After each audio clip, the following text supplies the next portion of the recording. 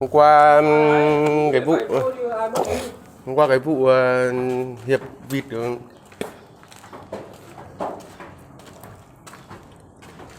hệ thống cốt pha nhà dân.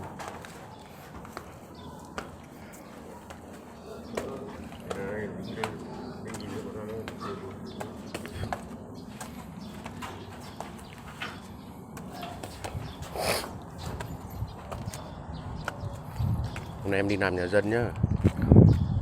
Hôm làm trường học, hôm nay tiếp tục làm nhà dân.